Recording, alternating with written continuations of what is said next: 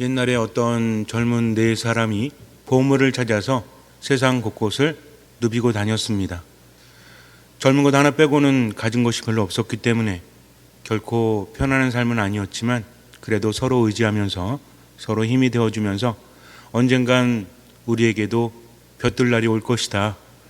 좋은 것을 발견하면 우리는 편안하고 행복한 삶을 살 수 있을 것이다. 라고 하면서 서로 위로하면서 의지하면서 보물을 찾았습니다. 그러다가 어떤 깊은 산중에서 보물을 하나 발견하게 되는데 금으로 만들어진 장식이었어요. 굉장히 아름다운 것이었습니다. 네 사람은 너무나 기뻐했어요. 이제는 고생이 끝나고 낙이 오는구나. 우리 모두 행복하자 하면서 이것을 팔아서 우리가 집을 사고 땅을 사고 행복하게 살자라는 생각을 했습니다. 너무나 힘들고 그리고 너무나 어려운 여정이었지만 그래도 꿀과 같은 보상이 주어졌기 때문에 그들은 행복했어요. 집으로 가는 길에 어느 날 밤을 새웠는데 아침에 한 친구가 일어나질 않습니다. 모두 깜짝 놀랐죠. 계속 깨웠지만 그는 일어나지 못합니다. 숨을 거두고 만 거예요. 세 사람은 슬퍼합니다. 동고동락했던 친구가, 어릴 적부터 정말 친했던 형제보다 더 친했던 친구가 그렇게 죽어버렸으니 얼마나 슬펐을까요? 친구를 묻어주고 셋은 고향으로 향합니다. 서로가 말이 없어요. 너무나 슬펐기 때문에 그래요. 그러던 어느 날 아침에 일어났는데 또 한 친구가 죽었어요. 둘은 당황스러워합니다. 왜 또 한 친구가 죽었는가? 그러나 왜 죽었는지 알 수가 없어요. 입술이 약간 파랗습니다. 생각을 합니다. 왜 죽었을까? 독에 당한 것 같다는 생각을 해요. 친구를 묻어주고 둘이 집을 향해 오는데 이제는 생각이 좀 바뀝니다. 첫 번째 친구가 죽었을 때는 슬픔이 가득했는데 두 번째 친구가 죽었을 때는 의심이 생겨나기 시작을 해요. 아니, 왜 죽었을까?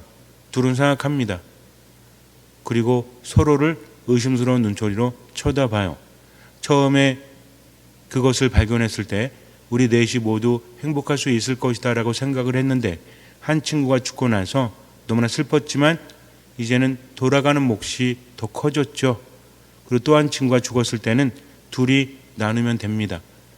친구들이 떠났다는 슬픔도 있지만 이제는 내가 가질 것이 더 많다는 생각이 들어서 마음속에는 이상한 생각이 들어요. 친구들이 죽은 것에 대한 슬픔과 또 더 많이 갖게 되리라는 왠지 모를 기분 나쁜 그러나 주체할 수 없는 그런 욕망이 이글거리기 시작을 합니다. 하지만 서로를 의심하기 시작을 해요. 내가 죽으면 모두 저 친구의 차지가 될 것이 아닌가. 첫 번째 친구는 모르지만 두 번째 친구는 독에 당한 것 같은데 혹시 저 친구가 죽인 것이 아닌가 라는 생각을 합니다. 둘은 잠을 자지도 못해요. 왜냐하면 서로를 의심했기 때문에 칼을 하나 준비해서 가슴에 품고 밤에도 잠을 자지 않고 잠자는 척을 합니다. 그렇게 하루, 이틀, 사흘이 지났어요. 너무나 힘들었습니다.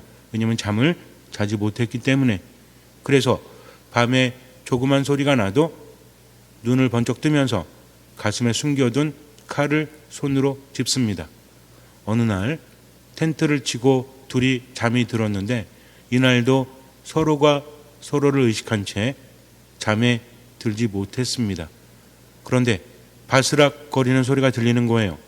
한 번이 아니라 두 번, 세 번 조금씩 움직이는 소리가 들립니다.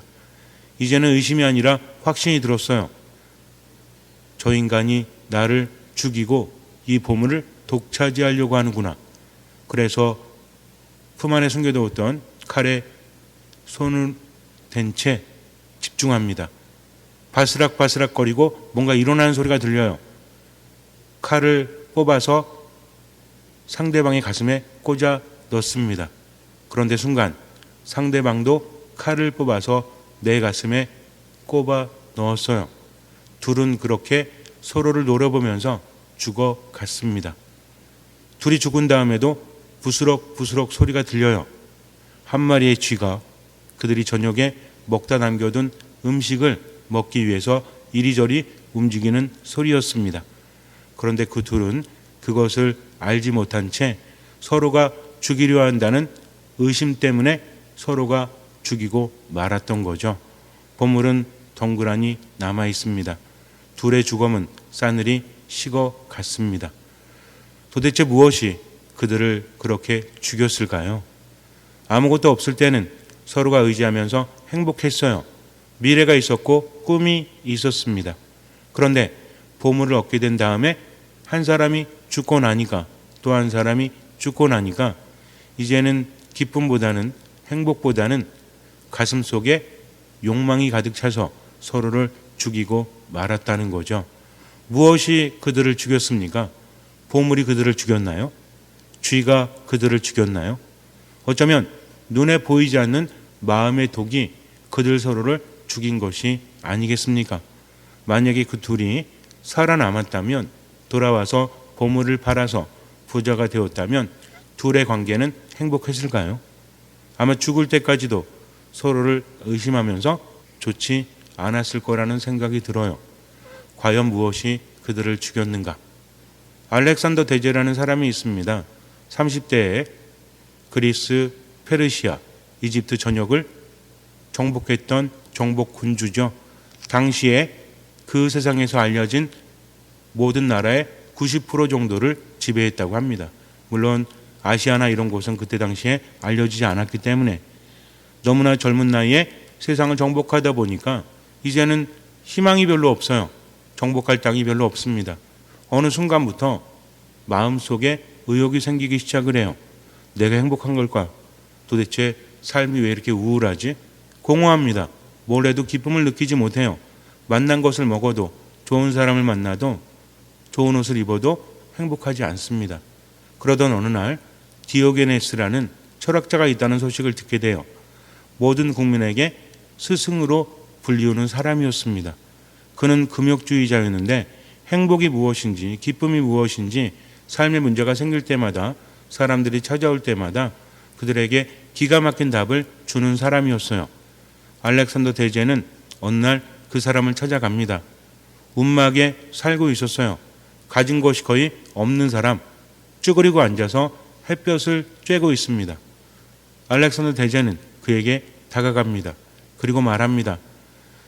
내가 당신에게 묻는 것에 대해서 답을 준다면 내가 당신에게 부귀영화를 주겠소.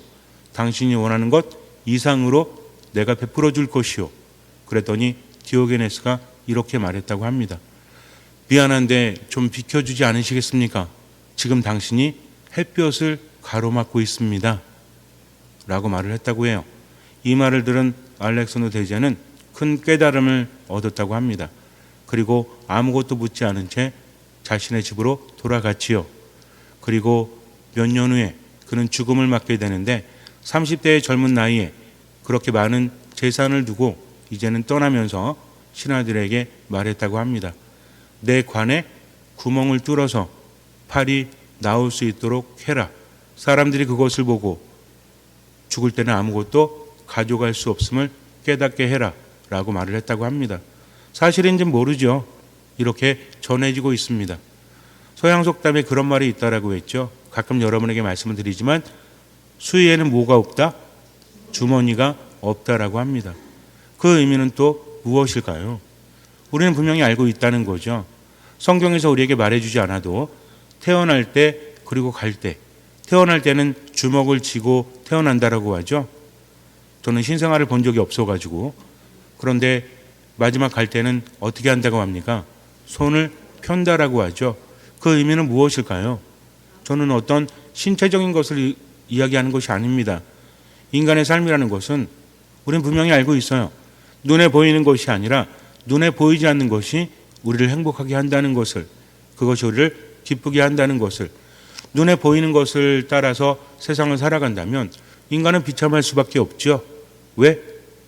점점 나이가 들면서 늙어지기 때문입니다.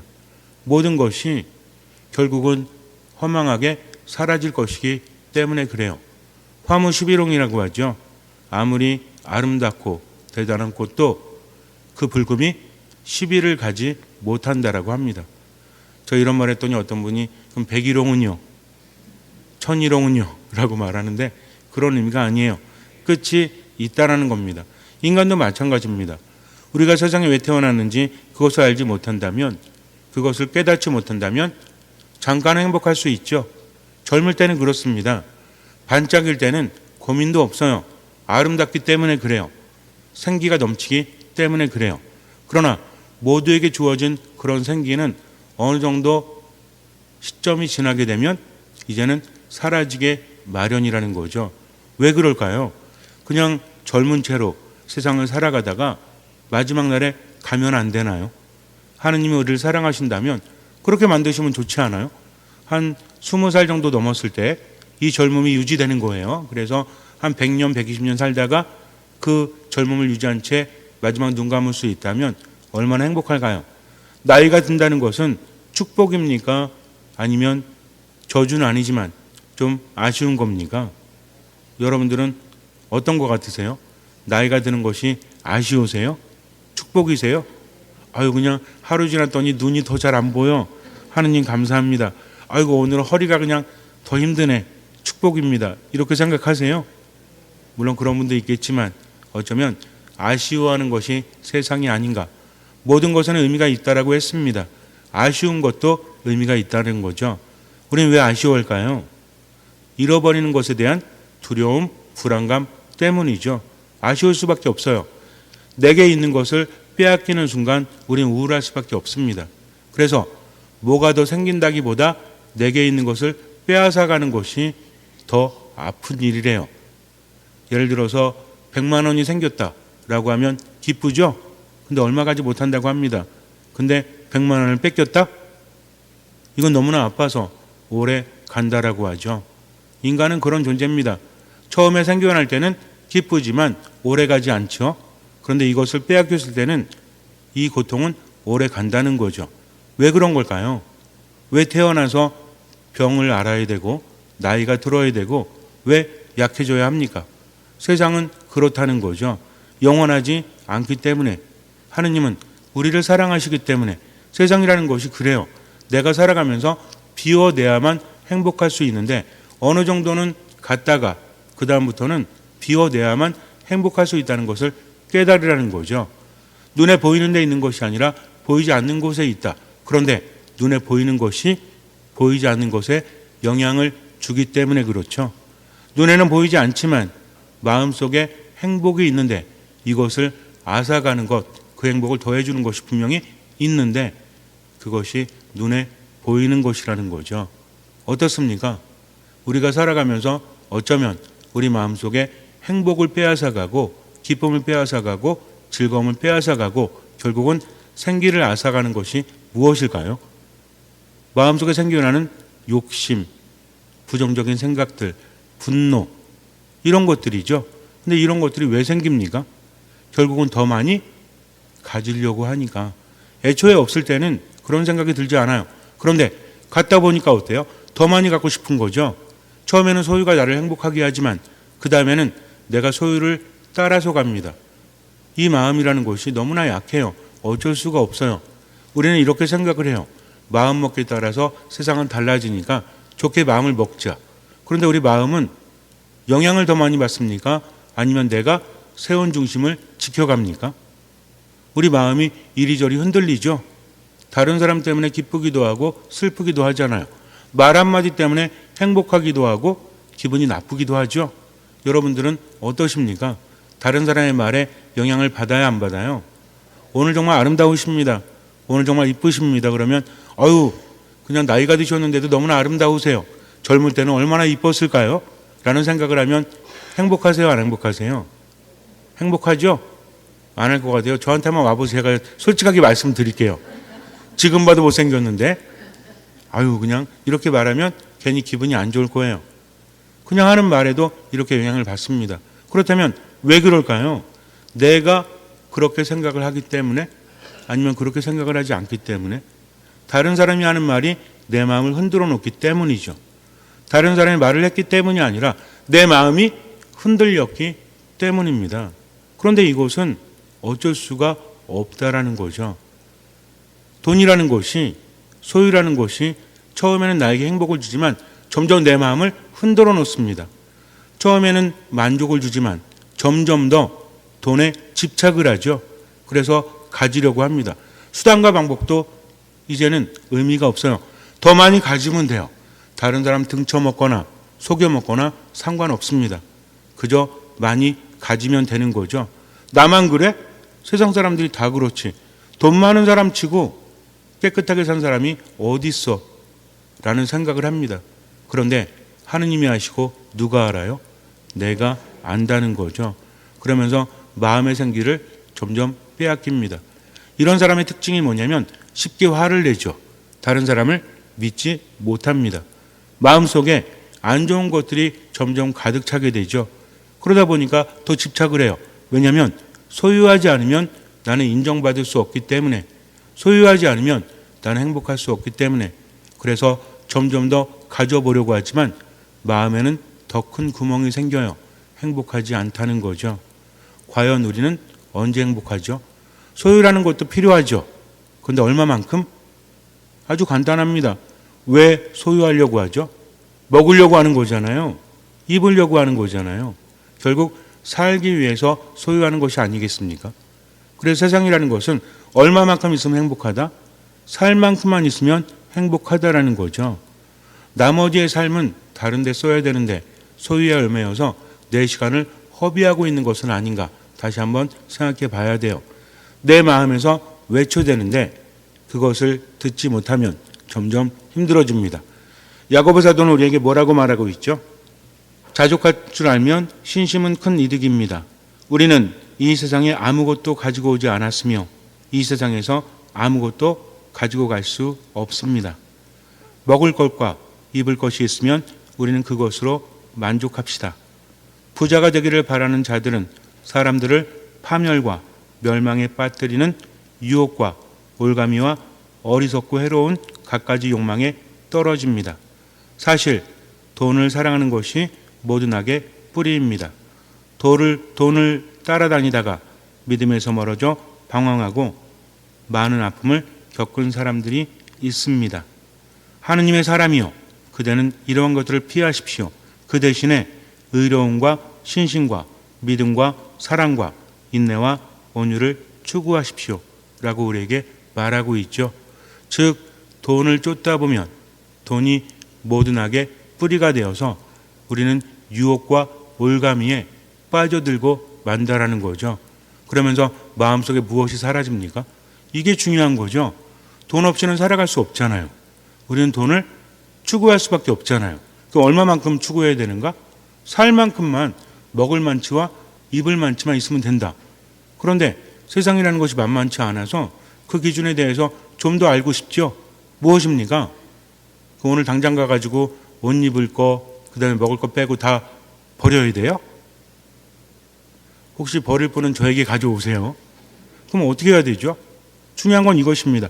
마음속에 무엇이 사라지기 시작을 하면 마음속에 의로움과 신심과 믿음과 사랑과 인내와 온유가 사라지기 시작을 하면 그게 문제라는 거죠.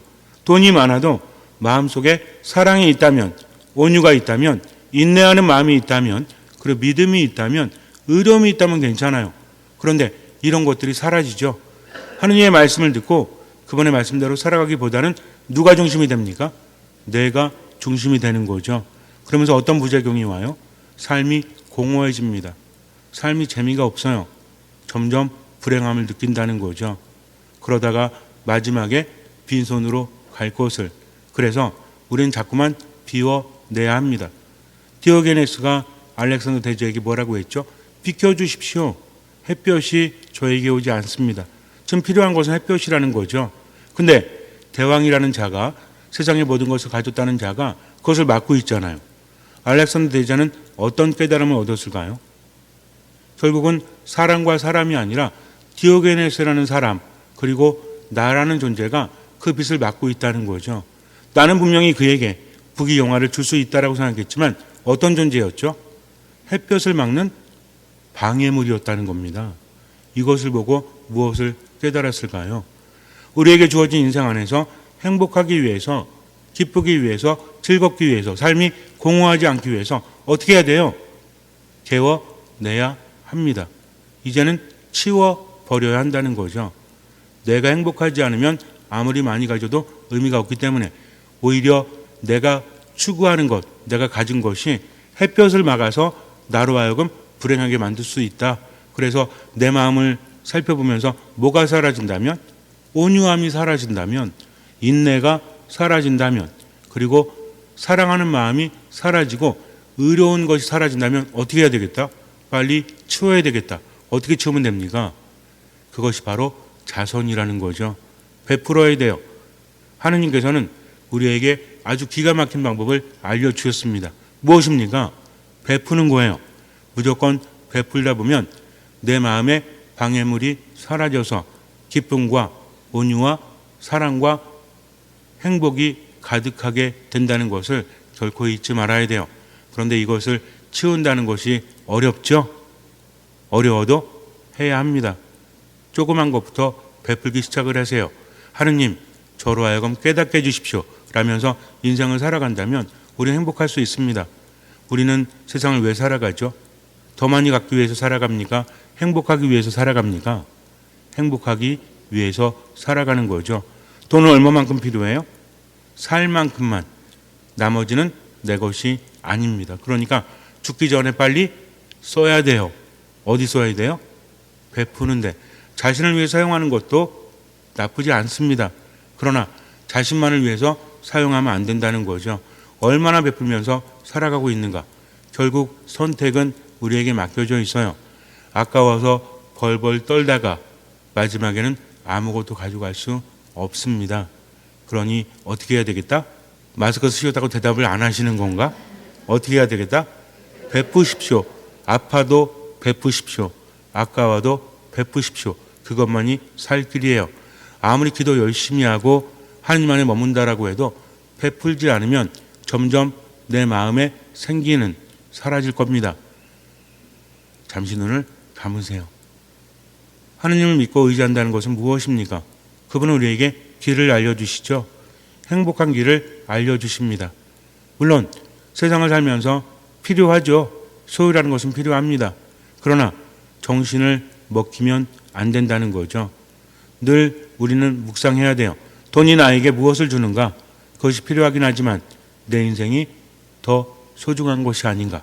그러니 내 마음속에 온유, 의로움, 사랑, 신심 이런 것들이 점점 사라지기 시작을 한다면 이제는 치워야 합니다.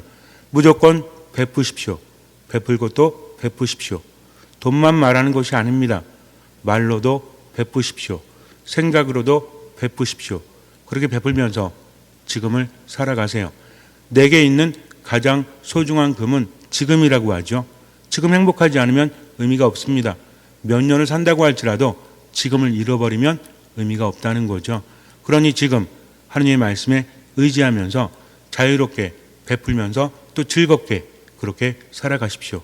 주님께서는 그 믿음을 보시고 우리 삶에 놀라운 기적을 일으켜 주실 것입니다.